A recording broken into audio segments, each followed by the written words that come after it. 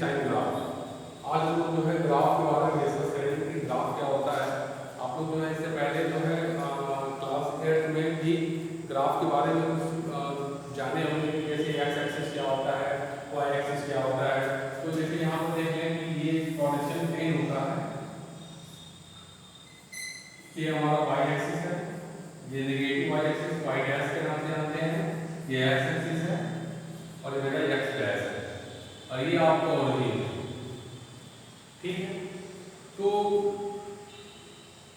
इधर ओरिजिन से जब इधर चलते हैं लेफ्ट साइड में, सॉरी राइट साइड में जो है, तो ये हमारा जो है पॉजिटिव होता है, ये हमारा नेगेटिव होता है, ऊपर हमारा पॉजिटिव होता है और नीचे हमारा नेगेटिव होता है। और इसमें जो क्वाड्रेंट जो होता है, ये फर्स्ट क्वाड्रेंट होता है प्लस प्लस, ये सेकंड, ये फर्स्ट क्वाड्रेंट प्लस प्लस, ये second quadrant minus plus minus minus और ये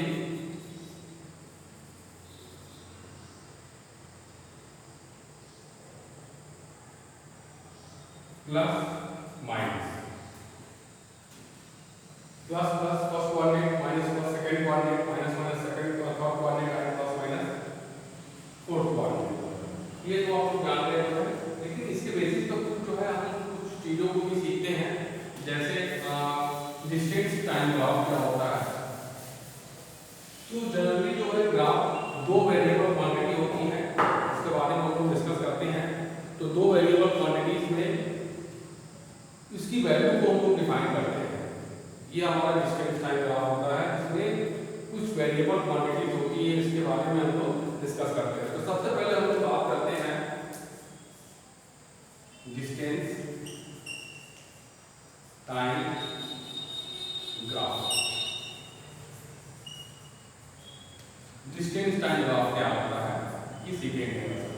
देखिए डिस्टेंस यहाँ पर भी एक वेरिएबल क्वांटिटी है और टाइम भी हमारा यहाँ पर एक वेरिएबल क्वांटिटी है, लेकिन इसमें डिपेंडेंट और इंडिपेंडेंट क्वांटिटी कौन कौन सी होती है। तो डिस्टेंस जो होता है, डिस्टेंस वो मेरी जो है डिपेंडेंट क्वांटिटी होती है और टाइम जो होता है वो इंडिपेंडेंट क्वांटिटी होती है। डिस्टेंस जो होती है वो टाइम पर डिपेंड करती है। तो जनरली तौर पर हम लोग जो है डिस्टेंस को वाई एक्सिस पर मानते हैं, यानी जो डिपेंडेंट वैल्यू होती है, डिपेंडिंग जितनी भी वैल्यू होंगी वो हम मानेंगे वाई एक्सिस पर, और जितने भी जो इंडिपेंडेंट वैल्यू होती है वो हम मानेंगे एक्स एक्सिस पर। तो यहाँ देखेंगे ये हमारा एक ग्राफ है, ये ग्राफ है और ग्राफ में ये मेरे ओरिजिन पॉइंट है। इसको एक तरफ समझ लेते हैं हम लोग।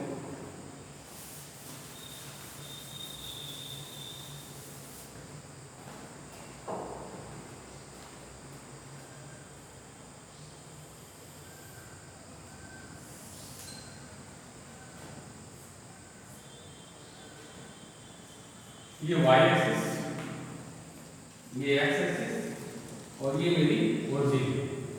ये देखें y एक्सिस पर हम मानेंगे डिस्टेंस। डिस्टेंस को किसकी यूनिट क्या होती है, मीटर। तो डिस्टेंस जो होती है वो डिपेंडेंट क्वांटिटी होती है। डिस्टेंस किस पर डिपेंड करेगी, टाइम पर। और जनरली तौर पर हम लोग टाइम यानी जो इंडिपेंडेंट वैल्यू होती है उसको हम लोग x एक्सिस पर मानते हैं। तो ये हमारा x एक्सिस यानी ये मेरा टाइम हो गया, टाइम 1 सेकंड है, ये हमारा टाइम एक्स एक्सिस पर और डिस्टेंस जो है मेरा वाई एक्सिस पर। अगर कोई बॉडी 10 मीटर डिस्टेंस चलने के बाद वो रेस्ट पर हो गई, यानी अगर कहते हैं कि अगर ये ग्राफ कुछ ऐसा बना है, ऐसा ग्राफ बना है, यानी ओरिजिन से इसकी जो डिस्टेंस है वो कितनी है, 10 मीटर, और 10 मीटर चलने के बाद ये बॉडी जो है कहीं नहीं है, भले ही टाइम कितना बड़ा हो। यहाँ देखेंगे टाइम इंक्रीज कर दो, ये देखिए मान लेते हैं टाइम अगर 1 सेकंड पर जाए 1 सेकंड पर, तब भी देखेंगे ये डिस्टेंस जो है वो 10 मीटर ही है, 10 मीटर ही है। अगर हम टाइम को बढ़ा दें 2 सेकंड कर दें तब भी जो है वो डिस्टेंस 10 मीटर है। अगर हम टाइम को 3 सेकंड कर दें तब भी जो है वो डिस्टेंस 10 मीटर ही है। अगर हम 4 मीटर कर दें, 4 सेकंड कर दें तब भी जो है वो डिस्टेंस जो है 10 मीटर है। यानी यहाँ पर देखेंगे यहाँ पर टाइम भले ही इंक्रीज कर रहा है, टाइम भले इंक्रीज कर रहा है, लेकिन उसकी जो डिस्टेंस है वो फिक्स्ड है, वो चेंज नहीं हो रही है। तो ऐसे ग्राफ को कहते हैं कि यहाँ पर जो डिस्टेंस है वो फिक्स्ड हो गई है, कांस्टेंट हो गई है। यानी केस फर्स्ट में हम कहेंगे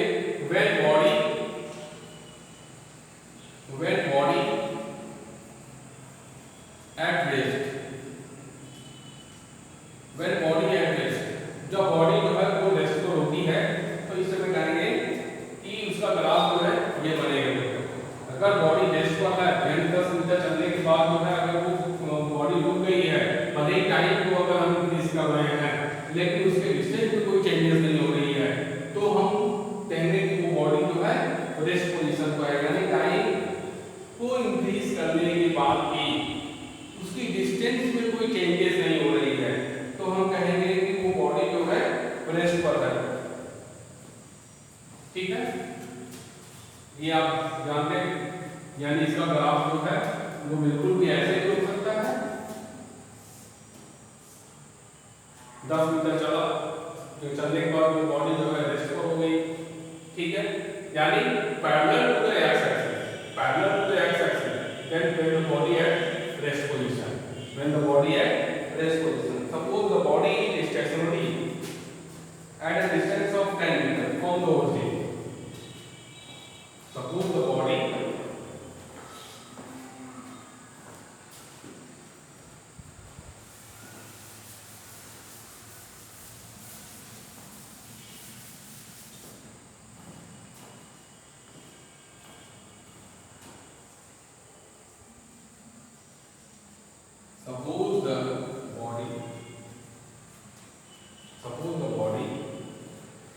is stationary is at rest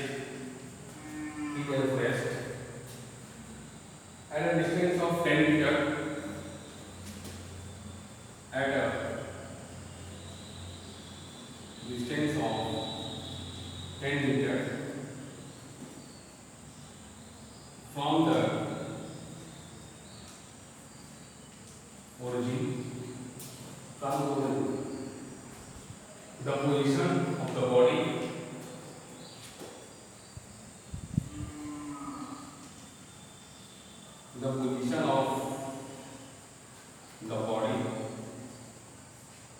does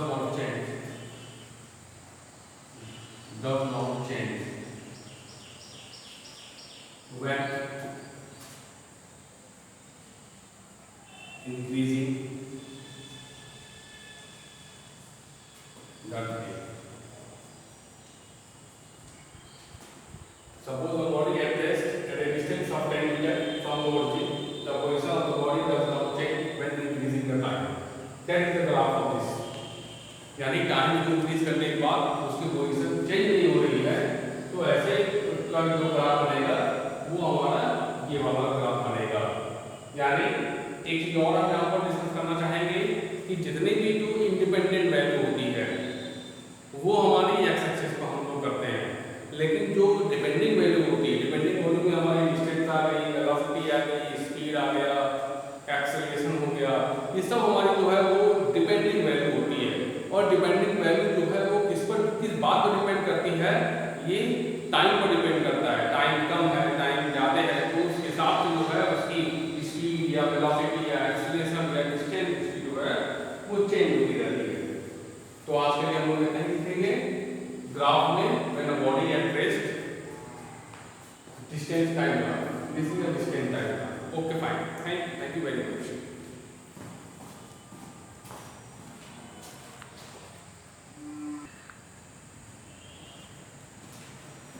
second case में हम लोग डिस्कस करेंगे case 2 when the body is in uniform motion.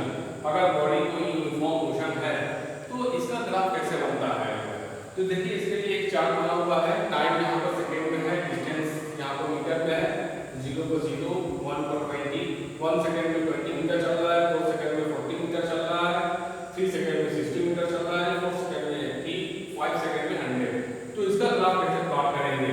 तो देखिए हमने बताया था कि डिस्टेंस जो होती है वो डिपेंडेंट क्वांटिटी होती है, और डिपेंडेंट क्वांटिटी को हमेशा y एक्सिस पर मानते हैं, और टाइम जो होती है वो इंडिपेंडेंट क्वांटिटी होती है और उसको हम लोग एक्स एक्सिस को मानते हैं।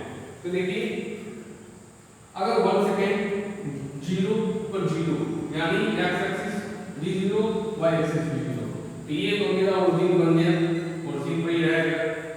1 सेकेंड मान लेते हैं ये 1 सेकेंड है, ये मेरा 1 सेकेंड है।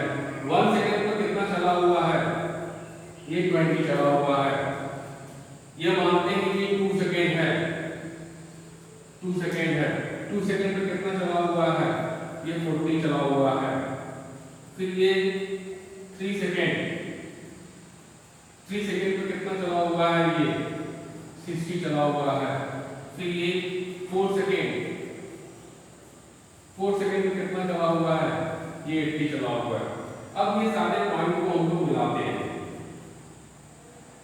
ये वाला पॉइंट मिल गया, इसका कोऑर्डिनेट जो होगा वो 1 और 20 होगा। फिर इसका कोऑर्डिनेट हम देखेंगे, इसका कोऑर्डिनेट जो होगा वो 240 होगा। फिर इसको कोऑर्डिनेट ये होगा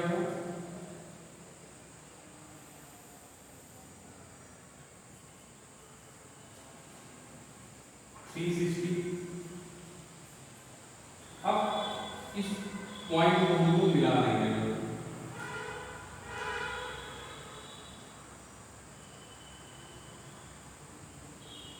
तो देखिए ये ग्राफ जो होगा ये बिल्कुल भी स्ट्रेट लाइन जाता है, सीधे ये सीधे चला जाएगा।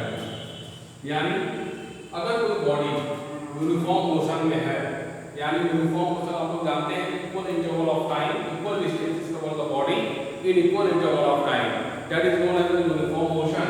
अगर ये ऐसा केस आता है तो इस केस में जो है उस बॉडी का यानी उसका जो ग्राफ प्लॉट करेंगे वो बिल्कुल भी स्ट्रेट लाइन जाएगी, बिल्कुल सीधी जाएगी और वो पासिंग थ्रू कहां होगा बेटा, ओरिजिन को होगा। यानी अगर कोई बॉडी